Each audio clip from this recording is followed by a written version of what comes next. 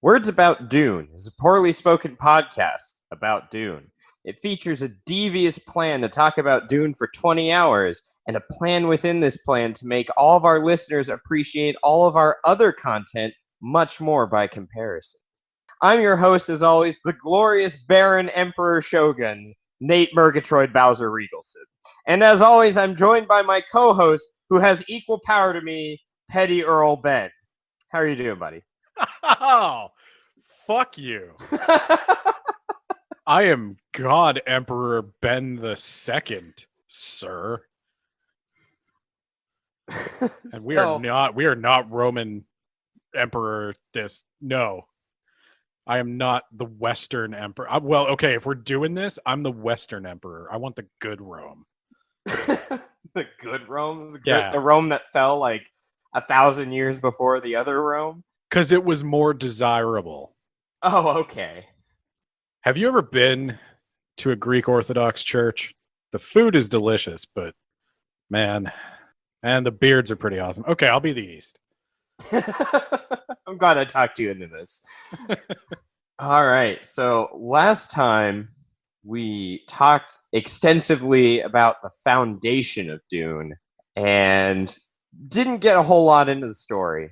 So far, we're talking about Paul and his family making their final preparations on their home world to move to the desert shithole of Arrakis, also aka known as Dune. Yep. And we learned that there is a devious trap in store for Paul and his father, the Duke Leto. And there's a trap within the trap. Yes, and probably a trap within that trap as well. I guess I should also say real quick that we have decided that since Dune goes on forever and ever and ever, in order to adequately discuss it, we're going to just release the podcasts on a weekly basis until we're done with them. That's what we decided, right? We had a discussion, and it was either we make really long podcasts or we make more of the 1 hour podcasts. And we don't want to spend months and months on Dune, so we're just going to temporarily increase our release schedule. And this might be a pattern we follow with other long books, if we do any other long books. I don't think you should be allowed to bring up long books for like at least 6 months at this point. All right, when the fold ban expires. But the good news is the next Dune book is much shorter, so we can still talk about Dune. And as we'll find out, I think I probably should read the next book. I'll explain why more as we get into it. So let's start with where do you want to start? I gave a brief recap on last time, so I'll let you start with where we're going now. So yeah, just this is part recap, part introduction to where we're going. So as you mentioned, the evil plan that the Atreides family has fallen into involves giving them Arrakis, which seemingly would be a really good thing to have. But there's a catch. By giving the Duke Leto Arrakis, the homeworld of the most valuable substance in the universe, they are also setting him up to fail. So right now, Leto speaks for a rather large number of houses in the Landsraad, and if he is in charge of spice production and then spice production falls behind or fails entirely, those houses will have no choice but to abandon him, and Leto will gradually lose support, and then any attack on Leto will not be met with much resistance from the greater political body. Yeah, I had no idea that was the plan. I know it was mentioned in the book, but then as the book develops, it feels like Leto is on Dune for like a week. Spice production could not have fallen that significantly in a week. Yeah, it really does. There's keeping in mind one thing we sort of discussed as we were talking outside of planning the summary is that there is a weird pacing and repetition that the only way I can think to explain it is that it came from the book's initial publication as a serial, where he might have wanted month to month to sort of remind people what was going on. Yeah, It's bad. It's pretty bad. It's like, all right, there's this traitor. He's gonna get him when they least expect it. And then the next chapter is like, there's this traitor, and he's gonna get him. And then the next chapter is like, I think there's a traitor amongst us. And then the next chapter is like, there's definitely a traitor amongst us still. And it just goes on like that for a while. 3 separate people are warned by 3 separate secret contacts that there is a traitor. But nobody knows who the traitor is. Let's talk about traps. Paul, not unreasonably, does ask his father, why are we so willingly walking into a trap? And I think the best way to respond to that is to just read Leto's actual response. Knowing where the trap is, that's the first step in evading it. This is like single combat, son, only on a larger scale. Now, I'm no Quizmo hater-rock, but I had a few issues with the underlying logic of what Leto was saying here. And the first of these is that, while yes, I do agree that the first step in evading a trap is detecting the trap, the second and perhaps even more crucial step in evading a trap is when you evade the trap. And the second issue I have with that is that if you do single combat on a large scale, that is completely the opposite of single combat. Well, you see, maybe Leto was talking about 2 giants fighting. Just think about that. Okay, I'm thinking about it. And while you think about that, I also want to bring up that Duke Leto is the originator of a really old meme. It goes like, step 1, identify the trap. Step 2, walk into the trap. Step 3, question mark. Step 4, profit. That was from Dune. I really thought you were going to tell me, like, he's the one that said, "You're the man now, dog." Okay, but Leto isn't all nonsense. He does have an actual plan. And his actual plan, as Thufir Hawat had alluded to in our previous episode, is to recruit the Fremen, which will drastically increase the Atreides' combat capabilities. And so it is with this knowledge that Paul and his family finally board that guild highliner, fold some space, and arrive on Arrakis, also known as Dune.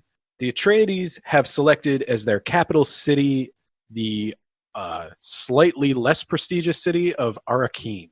The Lady Jessica is preparing their new residence, which is a huge estate with numerous staff and guards, and we find her in the middle of unpacking and directing the assembly of the furnishings and decorations for the Great Hall. And there are 2 particular pieces that Jessica finds to be gross and disturbing, and both of them relate to the Duke's father. The Duke's father, you see, was gored to death by an animal, and in the Great Hall, it has been an Atreides tradition to hang both a hideous portrait of the late Duke, and then across from it, the head of the animal that killed him, complete with the bloodstains on its horns.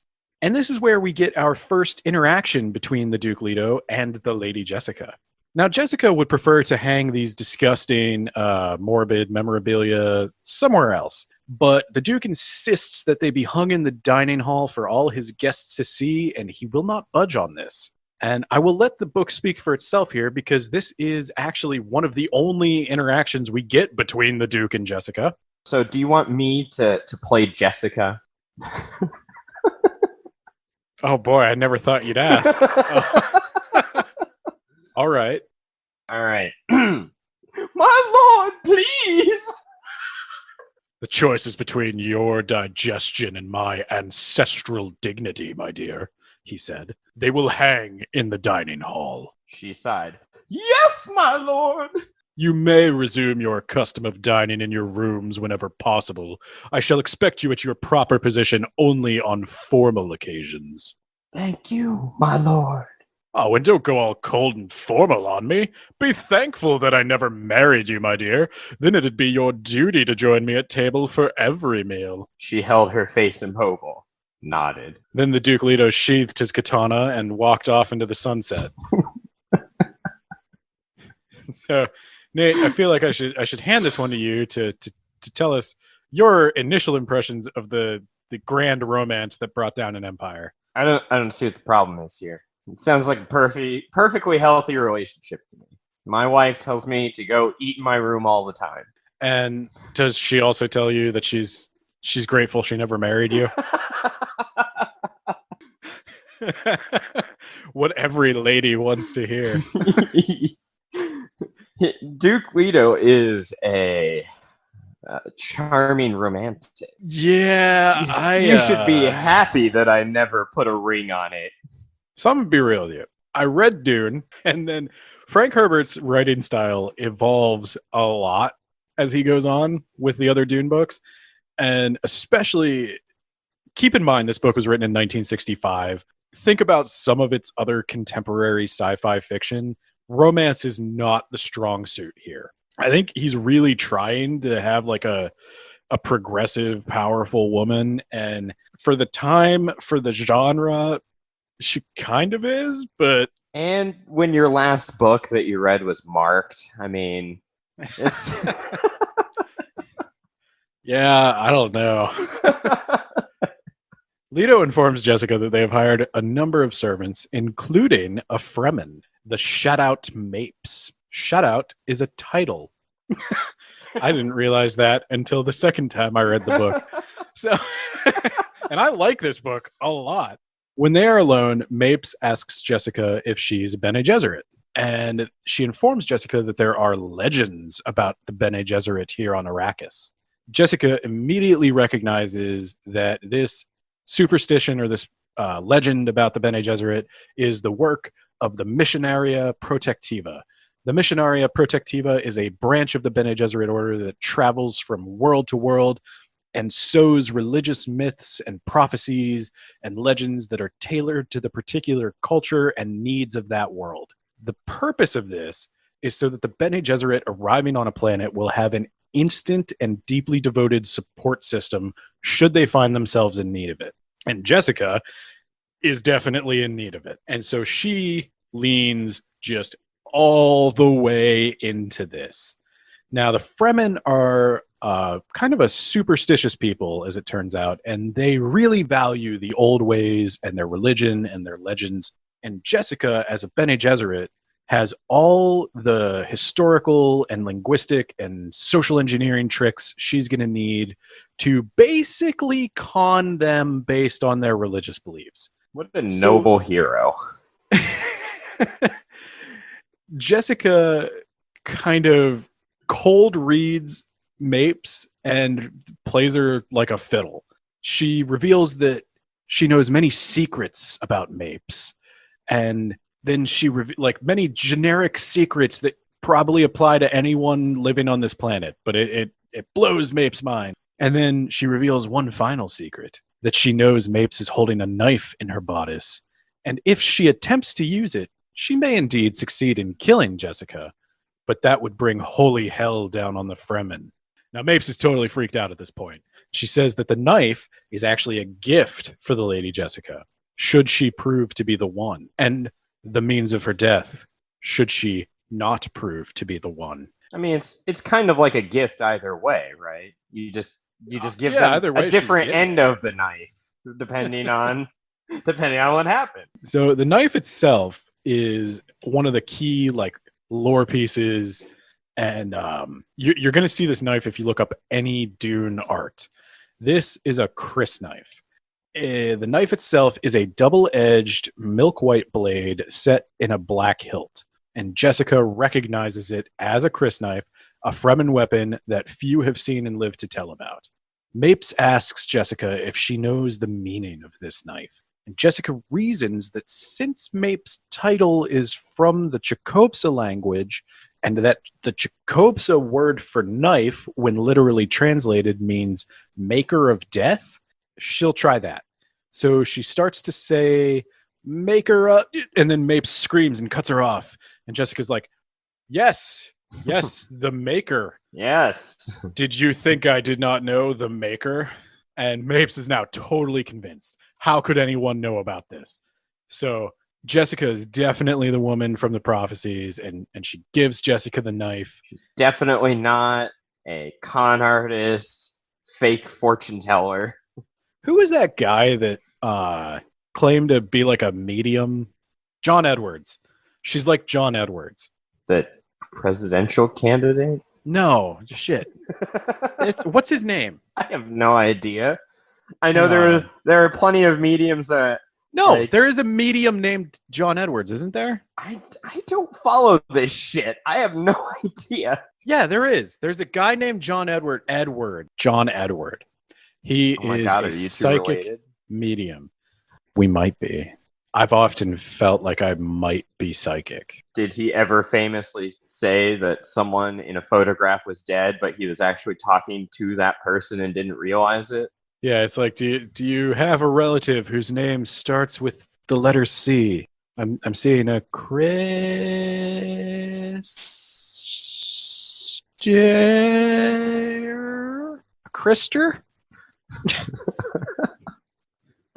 Anyway, I'm not a Bene Gesserit. So Mapes knows that Jessica is the one, and she feels sorry for Jessica because things are about to get very difficult for her. And after nearly being stabbed to death by her servant, Jessica has one of her more understandable urges to check on Paul. And she finds Yui standing outside of Paul's new room and informs her that Paul may be asleep for some time as Yui has given Paul a sedative. Presumably against Paul's wishes, as we will learn that Paul pretended to take the sedative and he is once again pretending to be asleep. Yui is the traitor. If everyone didn't listen to the first part, he's the traitor, and it's kind of unethical to drug your clients. But I guess that is not within the parameters of the conditioning that is impossible to override unless you apply a basic amount of force. Well, this was the 60s. Maybe, there was a time when if your kid was acting up, you just rub a little cocaine on their gums and they're good to go. The good old days. Hey, in many ways, it does make me wonder what even is progress. So tell us about Paul's adventures in his bedroom. Well, I'm not there yet because I want to tell you real quick while Paul is in his bedroom and the lady Jessica is standing outside hearing that Yui has just drugged her son. She's like, oh, yeah, okay. Hey, did you know there's a traitor amongst us, Dr. Yui? She's like, Yui, we never talk. What's your deal? And Yui realizes he's got to be very careful here. He has some familiarity with the Bene Gesserit. In fact, his wife was one. And he knows that they have a really accurate ability to detect lies. And since he is about to betray them, what? Shh. He has to be very careful to avoid any appearance of guilt or the topic of betrayal. And unlike Yui's wife, who the Harkonnens may now be holding prisoner, which is his motivation, Jessica doesn't possess the full truth sense. So he can trick her a little bit if he's very careful. And he cleverly guides the conversation in such a way that Jessica mistakes his awkwardness for a mixture of social faux pas, embarrassment, and heightened emotional stress at being reminded of the loss of his wife. Following this conversation, she decides that Yui is a really good dude and they should hang out more. And she has, in fact, never been more sure in her life that someone had absolutely no intention of violently betraying her. And I wanted to talk about this. We're going to take a little break here and talk about this. Jessica has a habit in this book of doing like 2 smart things and a dumb thing.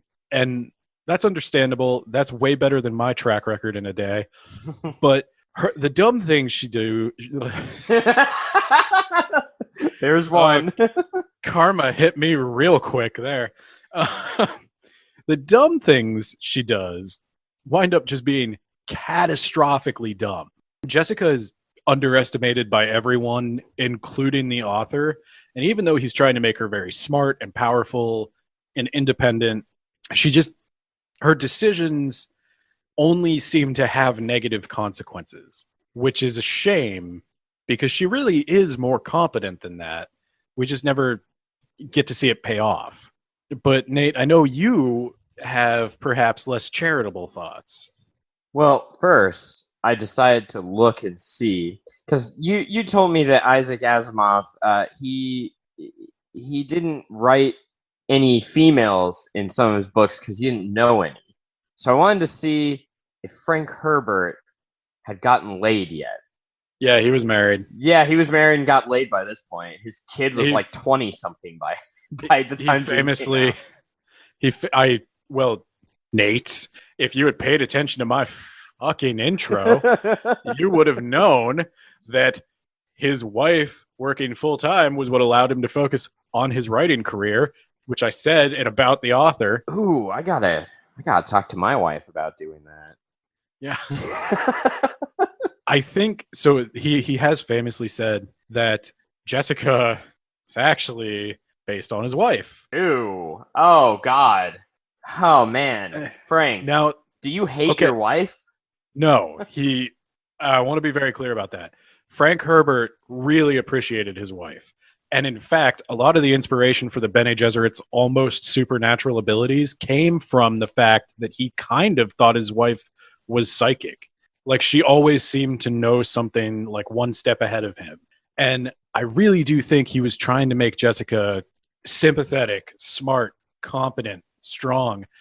And Leto is supposed to be the fuck up. Like, Leto is the one that's not really that sympathetic.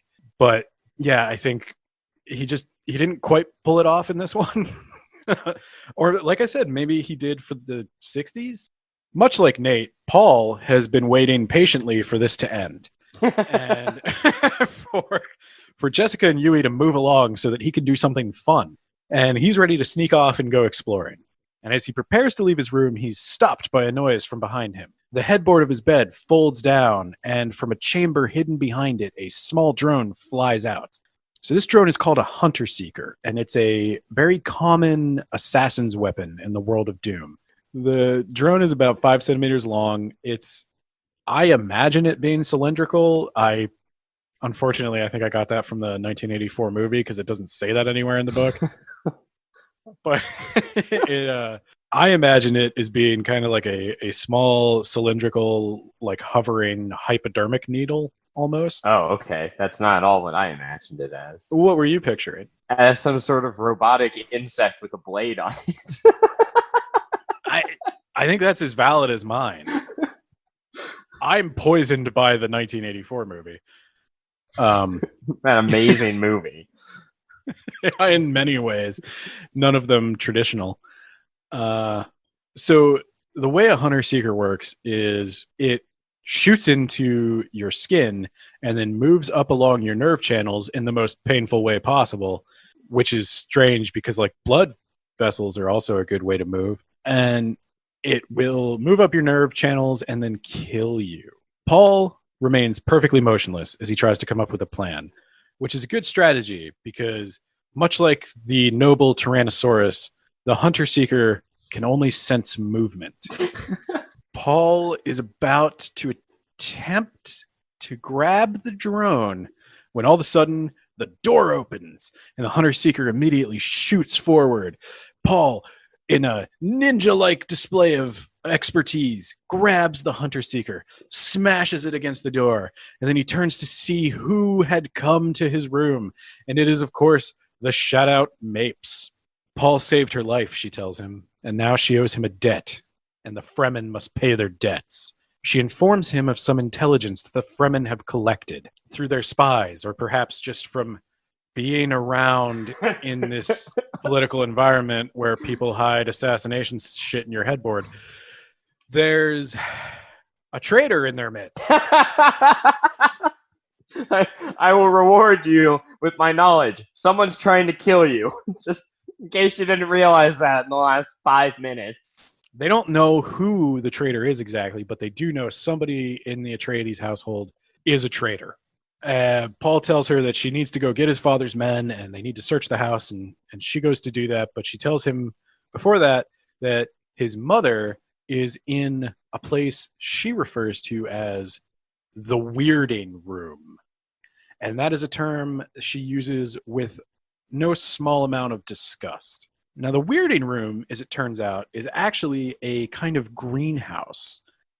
It uses an extravagant amount of water, considering where they are. And it's for this reason that Mapes has had an almost visceral hatred of it. Jessica finds out that the room was the favorite area of the Bene Gesserit who had lived in this household before Jessica moved in. She looks around the room and notices some of the telltale signs that there is a message here that has been hidden for her. And she finds the message carved into like a kind of Morse code notation on the underside of one of the leaves. And the message is that someone is trying to kill her husband and her son. They don't know who. And it's a traitor from within. But it's a traitor from within. And not 5 minutes after she finds that message, Paul busts in and he's like, "Mom, I killed a robot. And someone's trying to kill me, and there's a traitor from within." Guards determine that this is a safe place for Paul and Jessica to wait while they sweep the house and try to find who was piloting that hunter-seeker drone. That confused me, the fact that the hunter-seeker automatically attacks movement, but also needs a pilot. Yeah, I thought that was a little weird. Figured you just hit an on switch and let it do its job. I guess that would violate the conventions of the Butlerian Jihad. But why does it attack motion then? Why not just have a camera? And then you could find Paul and murder him when he's on the other side of the room, not moving. I need you to get off my back. Eventually, they clear the house. They find the guy who was piloting the drone. He's just some dude who was sealed up in the basement before the Harkonnens left. I guess they sealed him in a room with enough food and water to last until Paul inevitably was drugged. I don't think Yui drugged him for the assassination attempt. I thought that was the plan. No, I think he was just drugging him for fun. Oh, okay. All right. As you do. Yeah. No, because he tells Jessica, "Yeah, I drugged him." God, wouldn't that have ruined the Harkonnen plan? Like, this podcast is ruining books for me. Like, you drugged Paul, and now he's dead. So, like, we're gonna execute you. But this is the thing, Nate. I'm trying to tell you. I think he drugs Paul all the time. I think this is just how they don't have babysitters. But that would look really suspicious, though, wouldn't it? If anything, they're even more sure that Yui is not the guy. It couldn't be Yui. It couldn't be Yui. He would have been successful. He's a Sook doctor. It's literally impossible. You can't override his condition unless you apply basic stress to him. Yeah, unless you have something he wants, and it would be to his benefit to hurt you. That's the only way he could be possibly coerced into hurting you. Anyway, the Duke Leto's been handling logistics over the taking of Arrakis, and he is standing in a landing bay, I guess, as his troops get off the spaceship. And among these troops is the troubadour warrior Gurney Halleck. There's one criticism I have of Dune, and I had of Dune even when I was enjoying the book. Uh-oh. The songs. Ugh. Gurney Halleck's stupid songs, and that, unfortunately, is something he does not get better at as time goes on. If it helps, I just skip them. I think Frank Herbert fancied himself something of a songwriter.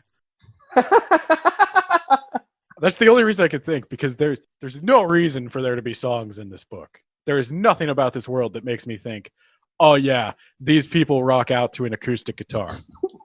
Gurney Halleck sings so many cringe as fuck songs throughout this book. So many that Paul eventually picks up the guitar and joins in. Paul starts to do that later on. And the song lyrics are supposed to be really like profound and deep because they quote them all the time. And I never get it. And I'm sitting there thinking, I was like, am I dumb or is the song dumb? And I am dumb, but you're not that dumb. But a bunch of very valuable, very experienced spice workers are about to leave, and he needs Gurney to go convince them to stay. And he's authorizing Gurney a pretty large budget to bribe these guys into staying. We get the sense that Leto, he's getting a little stressed. He's not taking the attack on Paul super well. He keeps having this recurring thought throughout the chapter that I heard in this voice even the first time I read it. They tried to take the life of my son. They took your germs! Get my son, Paul. He's my favorite son. Anyway, yeah, they tried to take the life of his son, and that you don't do that. You don't try to kill another man's son. You just don't do it. So Thufir Hawit, the Mentat master of assassins, is having a pretty bad day. Seeing as how he's got two jobs. One job is to assassinate, and the other job is to prevent assassinations. And he's doing okay at one of those. And he realizes that having failed to detect the assassination attempt on Paul, he failed. He failed in one of his crucial tasks, and he offers his resignation. But Paul and the Duke both decide it's a good idea to let Thufir keep his job. Thufir then gives a report to Leto, Paul, and all of Leto's high command. Okay, hold on. Pause for dramatic effect.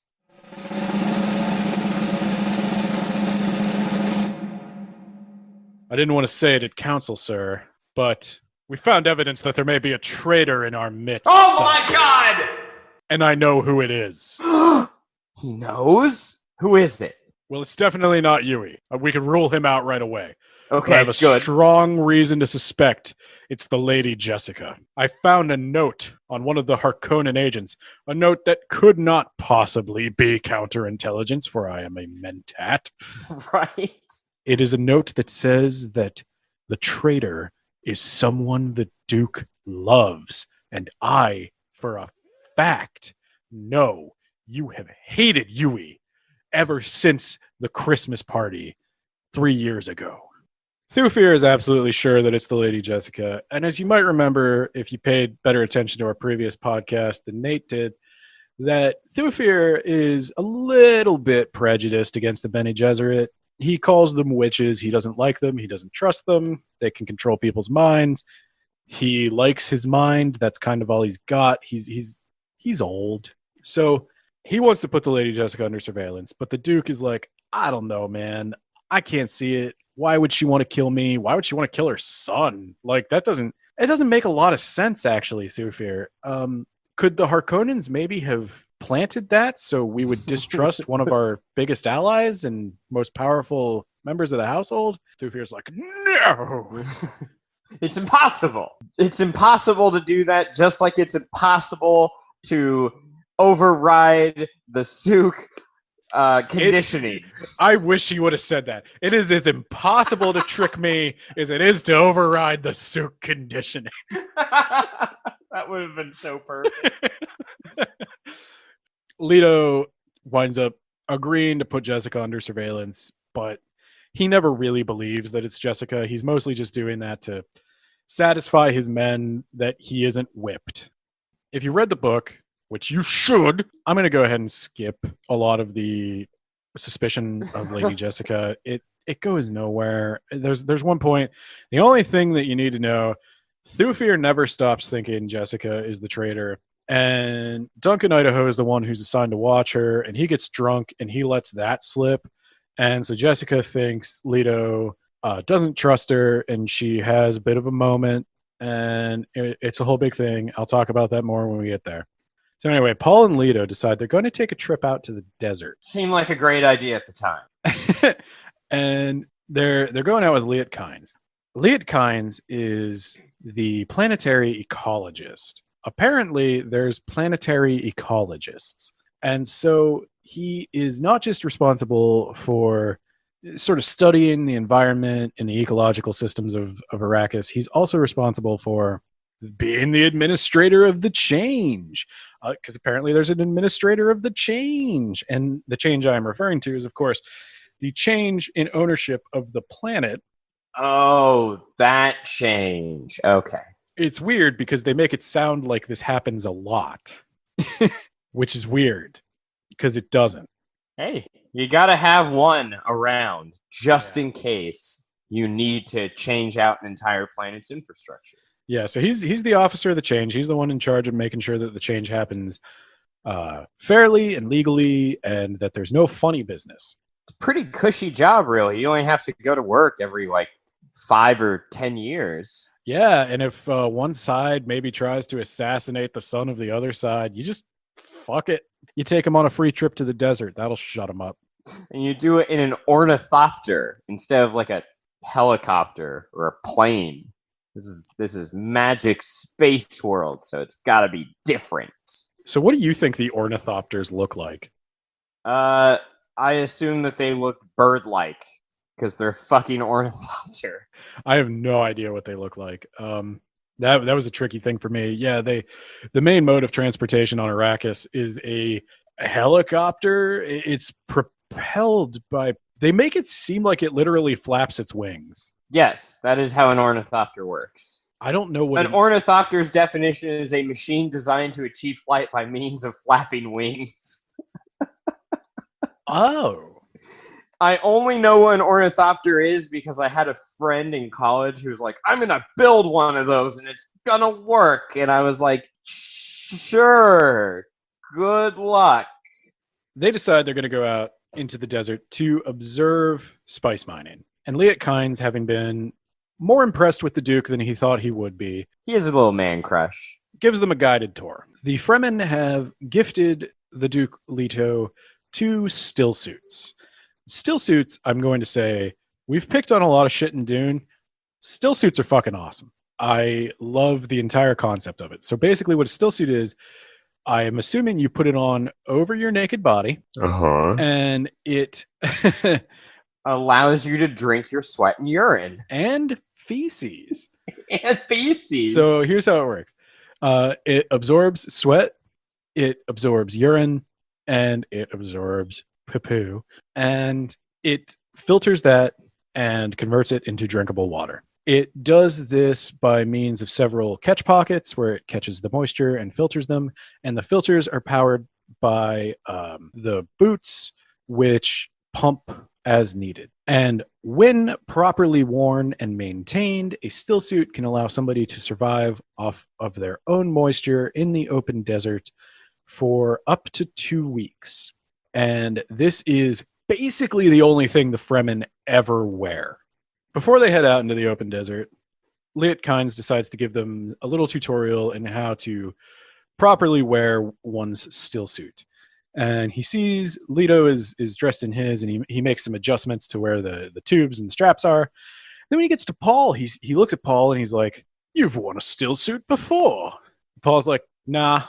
He's like, but it's perfectly configured." Paul's like, "Just seemed like the right way to do it, bro. I don't know what to tell you." Meanwhile, his dad has the equivalent of a half tucked in shirt and and his pants are tucked into his shoes.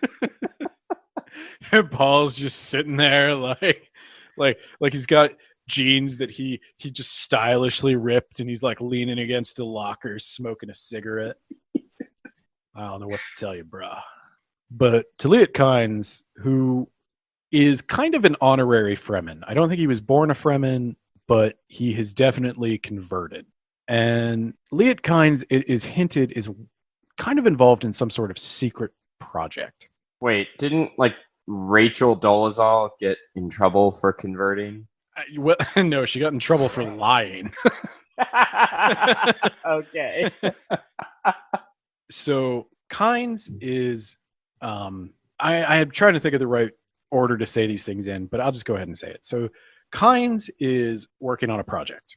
He knows some things about Arrakis that no one else knows, or that the Fremen only know. And with his expertise in ecology, Kynes is also able to put together a plan to, over several hundred years, terraform Arrakis. And that's why all this stuff that's been subtly hinted at amidst realizing that there may be a traitor, is that there is some sort of ecological mystery on Arrakis. There should be water on Arrakis. There are polar ice caps. There are plenty of traditional climatological reasons to suspect there should be water. There's animal life. There's oxygen, but it's just not there. Or when they find it, it goes away. And Liet Kynes, I will tell you now, in confidence, knows why. But in the meantime, he's really impressed with how Paul put on this still suit. God, it would really suck if this guy, like, stopped living before he could share that secret with us. There is a prophecy amongst the Fremen. It's kind of vague, but they're expecting a Messiah. And some of the ways you can recognize him have been listed. One of them is that his mother is a Bene Gesserit. She's some sort of, reverend mother. And the Lady Jessica checks that box. One of the other things about the prophecy is that he will know your ways as if born to them. And Liet Kynes, who doesn't really go in for a lot of the Fremen's more superstitious traditions, can't help but be struck by how profound this encounter is. So with that in his mind, he takes them out into the open desert. Now, there's one more thing I didn't tell you. Liet Kynes is, of course, the judge of the change. And you may have realized when the Harkonnens tried to kill Paul, and they've been sabotaging all the Atreides operations, and they're still there, they're cheating, like blatantly. And this judge of the change should probably be a little judgier about that. But Liet Kynes is in on it. He has been told by the Emperor that he's going to let the Harkonnens get away with some shit. Now, there's always these kind of politics, but Kynes is letting it go a little bit too far. And Leto suspects that, Kynes is probably in on it. Yeah. It's funny because most of the dialogue between Liet Kynes and Duke Leto early on is just like, dude, they're fucking up. And he just keeps yelling, overruled at him and hammering his gavel. And then Phoenix Wright showed up. Kynes, he can't help himself, though. Like, Leto is doing everything he has always wished a leader of Arrakis would do. He cares about the people the way Kynes cares about the people. This guy might even be willing to help him terraform Arrakis, and he's starting to have second thoughts about his betrayal. And most importantly, this guy is not a fat pedophile rapist. So, points for that. This trip out to the desert, Liet Kynes is like halfway to like maybe spilling the beans and letting the Duke know that there's possibly a traitor in his house. So, Duke, listen, there's a traitor in your house. I don't know who it is. I don't know who it is, but I know he has a beard. So they pop out in an ornithopter, and they're out in the open desert, and they're in their little Fremen robes, and they see one of their spice miners. Now, the way spice hunting and spice mining, though it is called both, and I'm not sure which is the right one. I feel like mining makes more sense, because how do you hunt a resource? The first step to getting some spice is not unlike the first step of evading a trap. You must first find the spice.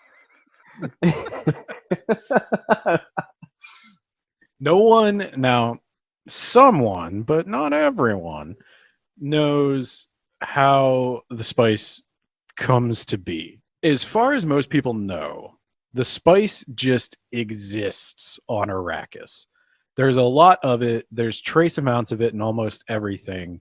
But out in the open desert, large quantities of the spice exist in just mounds. And once you find spice in the open desert, you need to get to it and you need to extract it. And you need to snort it as fast as you can, because worms are going to be coming after you. Yeah, and that's he's not joking. So spice collection requires a lot of machinery. So they have these mobile factories that can go out to where the spice is, and then they start working. And that causes a lot of vibration.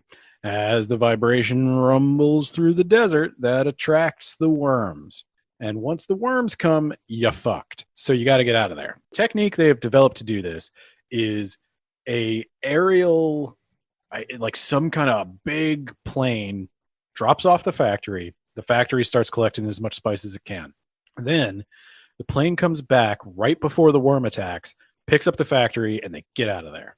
And this time they're watching and they see like, oh my God, they're mining so much spice, blah, blah, blah. That's so cool.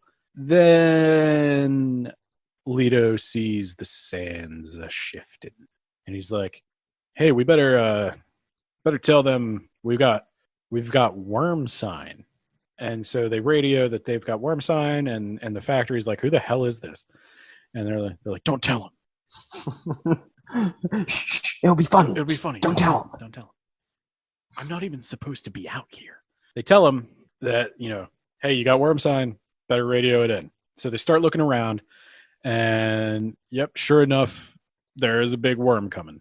And they call for their evac. They keep mining. And Leto's like, shouldn't they be getting out of there? Like, it's shit's kicking off, man. And Kynes is like, no, this is spice, dude. Ounce of this stuff will buy a planet. Like, you go until the very last second. And the very last second is fast approaching, and there is still no sign of the plane. And that's when Leto realizes the plane's not coming. And Leto orders the ornithopter to land. They got to get these guys out of there. And one of the guys is like, but what about the spice? And Leto's like, God damn it, man. You're going to be eaten by a worm. Fuck the spice. And Liet Kynes is just like, fuck the spice. Oh my God. What a good, kind-hearted person. To be fair, Leto shows himself to be not even a little concerned with the amount of wealth he is throwing away. He is solely focused on saving the crew of nobodies, just random laborers who could be easily replaced, except not really, because I guess he had to offer them a bunch of money to stay. Relatively easily replaced. And he just wants to get them out of there. So he gets them on the plane, and they take off just in time to see a worm the size of a fucking mountain just come up under this giant factory that had a bunch of people in it, and it snaps its jaws shut, and it pulls the factory under the sand. And Paul thinks he spots, just out of the corner of his eye, some guys in robes sliding down a dune. And Paul begins to suspect that, do the worms have something to do with the spice? Liet Kynes is like, no. Shut up. What have you heard? Who told you? And he's like, no, worm spice. What? Fuck you. Shut up.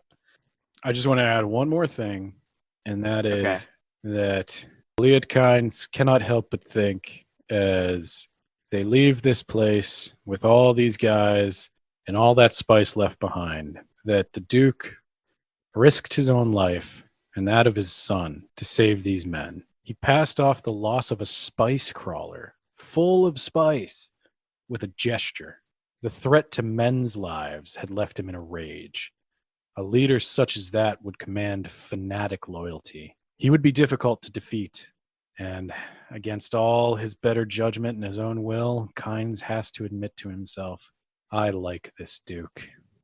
So Nate, you want to tell us how Duke Leto dies?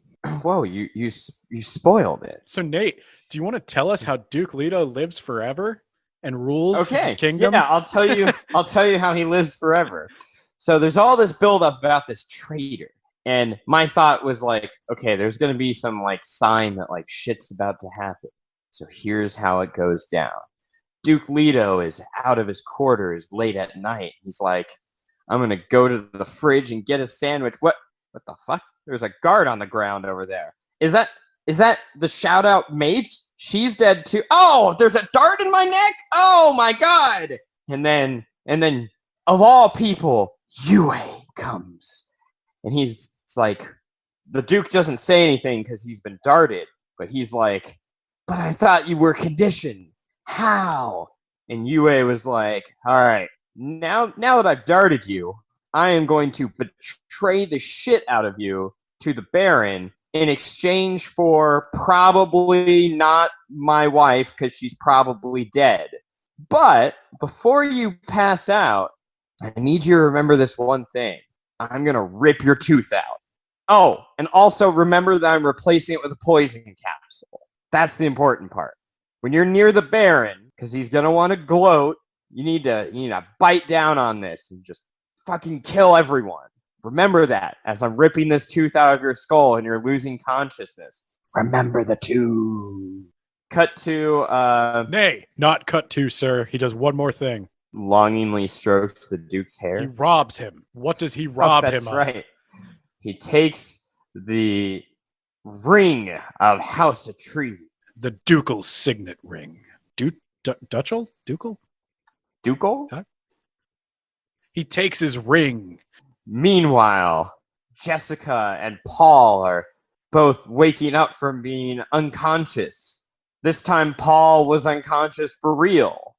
And the Baron is just there. That's it. The game's over. We've cut to, it seems like a few hours later, and the entire House of Atreides is in ruins. The shields were powered down by Yue. The Sardaukar and Harkonnens have stormed in, and the Atreides who managed to rally, they escape to some caves, which are then sealed up by ancient artillery. And that's just it. Baron 1, Atreides 0. It's over. All this buildup, and all the major action happens off screen. It is, yeah. A lot of the major action does happen off screen. And it is as abrupt as I described it. The Duke is wandering around. He's going downstairs. I'm thinking, okay, he's going to think about the traitor again for the millionth time. And then he's like, there's a guard on the ground. Mapes is dead. I have a dart in my neck. This is unfortunate. Yeah, that part does happen. There's a little bit more that goes on. I mean, the Duke's not dead yet. And Paul and Jessica aren't dead yet. So Baron Flabby comes in. I always picture him as naked for some reason, or wearing only a loincloth. Why? And for maximum effect. That is not how I pictured him. He's got a hairless body. He does, but that doesn't mean it's on display. So he comes in to gloat to Paul and the Lady Jessica, and then he lets Peter or Piter or whatever go and perv on Jessica, and she's like, do I know you? And he's like, yeah, I'm gonna get you. You're my prize. And then the Baron is like, well, wait a minute. Instead of taking her, how about you take the plan of Arrakis? Think about that. That's what you really want. You want power, not some weird fetish object. He's like, this is true. All right, well, take them away and murder them in the desert, I guess. Bye, Jessica. It never would have worked out with us anyway. He leaves. They never, and I mean, so we've skipped around. It's important to mention, but they never explain why Piter had any interest in Jessica whatsoever. As far as I can tell, Jessica has never seen him before in her life. They have never met. I don't know why he cares. Yeah, it doesn't make any sense why he cares. And I was like, man, this Peter's a really bad apple. Can't wait to see what happens with him. He's a bad egg. I don't like him. So Peter and the guard captain, who is a very important character, whose name I forgot, and the Baron are all gloating to the Duke now. They're in a room, and he's like, hey, oh no, sorry, let me back up. You're a master storyteller. Yeah, let me back up, because I forgot about Yue, another very important character. Yue is like, hey, I delivered the Baron. Where's my wife? And the Baron's like, Oh yeah, you can join her. Stabbed right in the spine. By Piter. It was a betrayal. It's almost like Yue's a fucking idiot for not asking for proof of life before giving away his one negotiating chip. But Yui knew this was a possibility. That's why he gave the Duke the tools he needed. You know how he could have figured that out better though? Hey, give me proof of life. And then the Baron could have gone, and then Yue could have been like, eat my dick. I shall be the devil's advocate.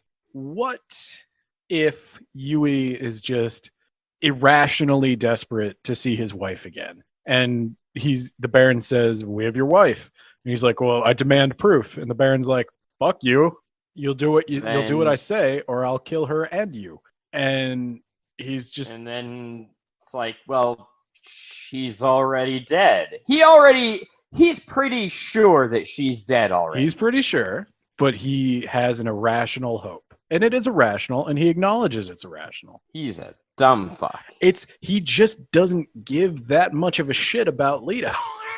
like I think that's what it is. I didn't mention it, but there is a weird thing he says at one point. And I don't think it actually means anything, but I think maybe Frank Herbert had intended to go a different direction with Yui, or had intended to develop Yui a little bit more. Yui is like the only character that doesn't get totally like made into a legend in the future books. And I just wonder if it's because he forgot to develop him. Like, there's one point when Yui's talking to Jessica when he wonders to himself why his wife never had a child with him. He knows as a doctor she was certainly able to, and it seems like something he wanted, but it doesn't seem like something she wanted. And he wonders, why did she do that? And it's such a weird mental tangent for him to go down that never is mentioned again and has no bearing on the story. I'm sensing a theme here with part 1 of this book. Yes, part 1 is the weakest.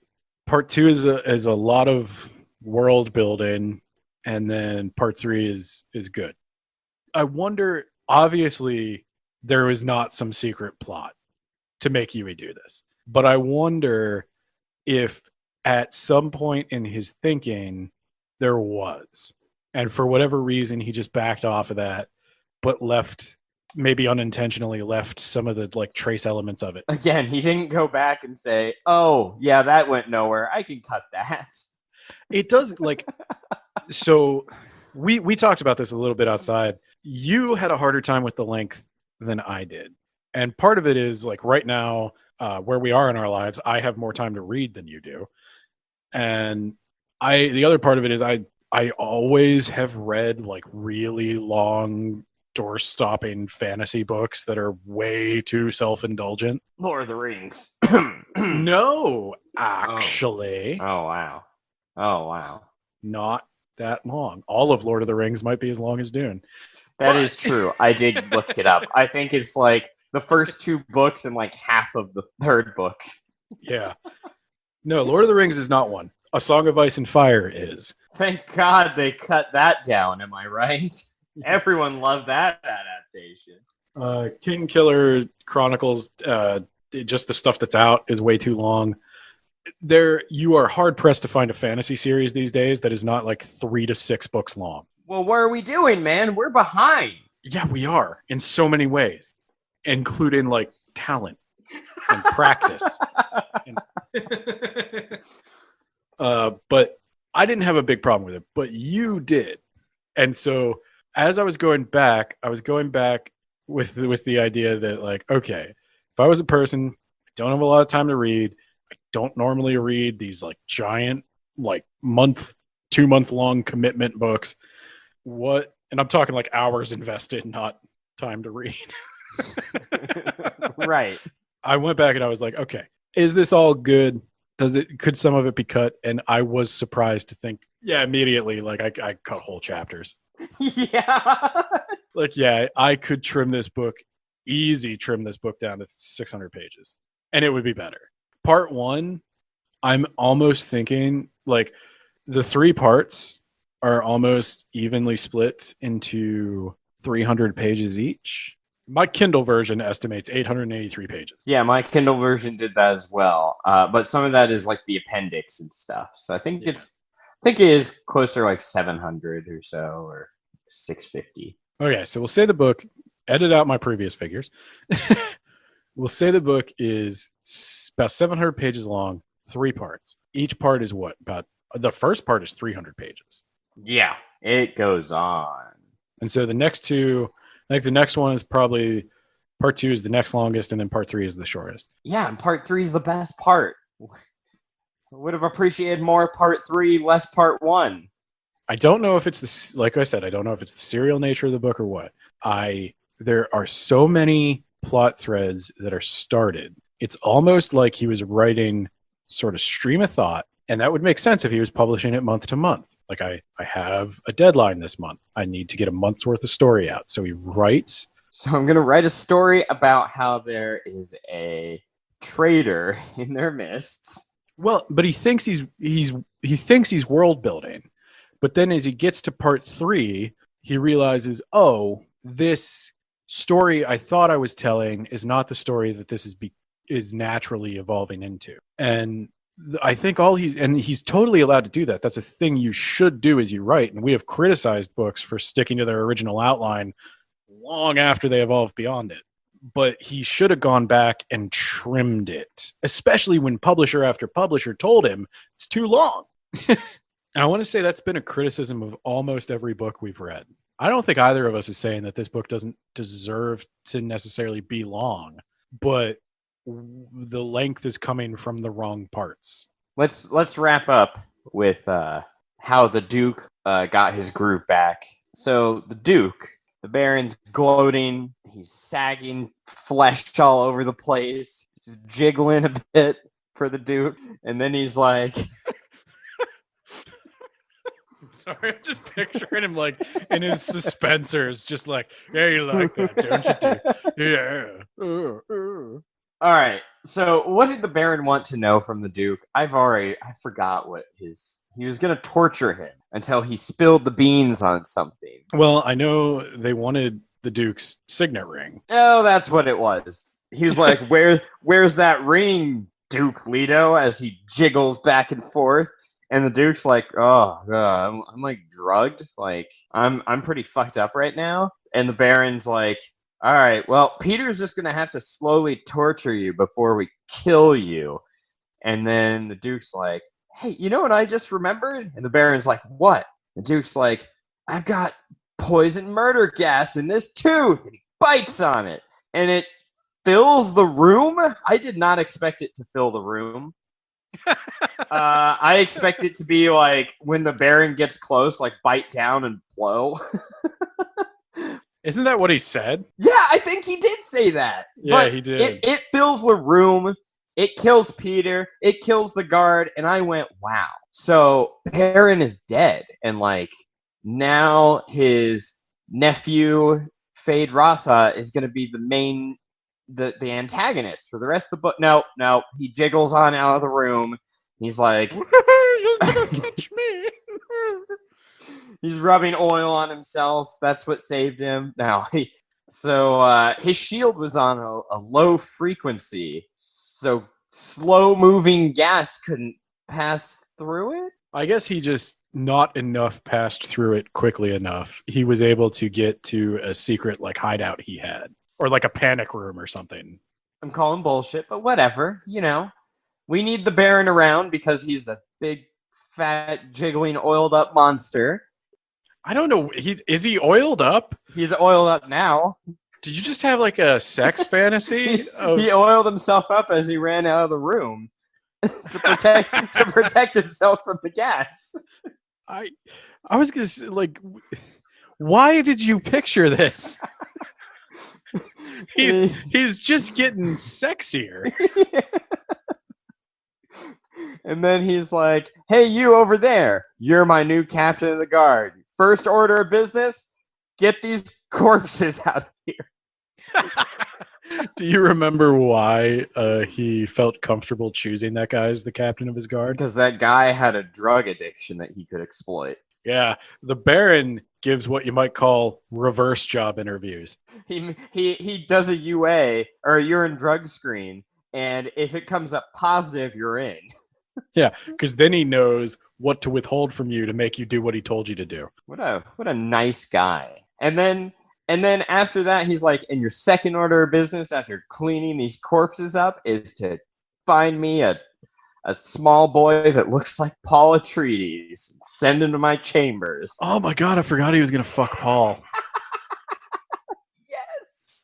I forgot he was gonna fuck Paul. I think that's where we should leave off for today. I think part 1 is almost done. Yeah, it's almost done because I think we still need to find out what exactly happened with Paul and Jessica. All right. Well, like I said, we're going to be releasing these every week until they're gone. Until they're gone from Nate's life. So next week, we're going to cover what happens towards the end of part 1, and I guess we're going to go into part 2, and we're just going to keep going until we hit a wall. And after we're done with Dune, if we ever actually finish it, we are going to be reading The Murder of Roger Ackroyd by Agatha Christie. Should be a good one. Good night. Can you name a more iconic couple than Jessica and Leto? What is his first name? Oh, that is his first name, because his last name is Atreides. I'm glad, if you've come to our podcast for the deep knowledge about these books, something you might not be able to get anywhere else, just know that Nate is one of those people who unironically tried to break into Area 51 to find out what Obama's first name was. So, Leto informs Jessica that they hired a Barrick, number by of... the way. I'm pretty sure that's what it is. Anyway, go on. Water! She snapped. Everywhere you turn here, you're involved with the lack of water! Why is there so little of it? There's volcanic rock here! There are a dozen power sources I could name! There's polar ice! They say you can't drill in the desert! And he's like, look, they tried to kill Paul. Oh, fuck.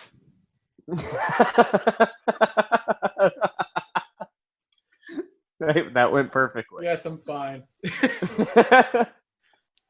Oh, did you fall? I dropped my phone to both of Oh, you. okay. I heard something fall, but I was like, I don't think it was Ben. Anyway, yeah, Ben would be much heavier. I would hope you're heavier than a phone. Well, I'm much. Oh God, I'm dying. I'm a lot heavier than I should be. I ate 3 toffee cookies today. I ate like 4.